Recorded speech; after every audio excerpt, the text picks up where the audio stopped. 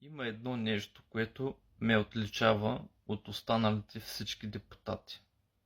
И съм убеден, че нито един депутат, нито нов, нито стар, никой не може да направи това, което аз искам да направя. Никой не може да даде такава заявка, каквато аз давам на България. Моето желание е да премахна всички частни банки от територията на България. Българската държава трябва да разполага с всичките си пари на територията на България.